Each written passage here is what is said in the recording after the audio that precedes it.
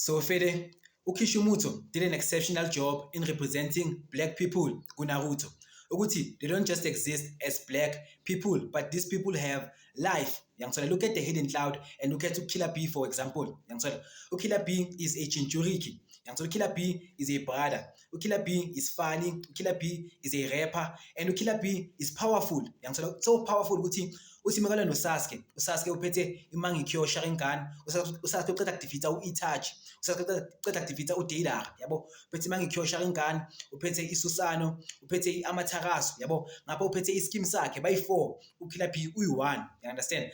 But mid battle to show ukuthi uKiller B akamthathi serious uSasuke. It takes a moment and he writes a verse. Yangithola? uSasuke uyangiphaphela, uSasuke uyadelela, uSasuke ngizomkhahlela. Yangithola? Mid battle while fighting one of the strongest characters in the show, akamthathi serious bafethu. Yangithola?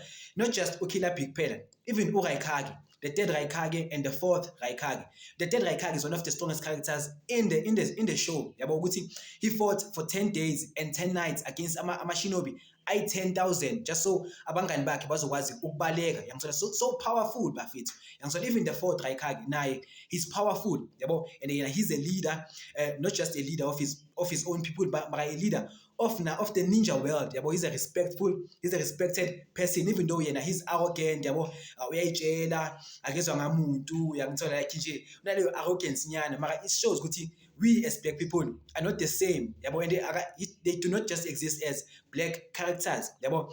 In America, but it is DEI, but in South Africa it is affirmative action. They're not characters made for affirmative action. They are there and they are there to make the story a better story. They are there to push the story forward. And Kishimoto did an exceptional job in representing black people. Kishimoto did an exceptional job. That's why Naruto is one of the greatest animes ever to exist.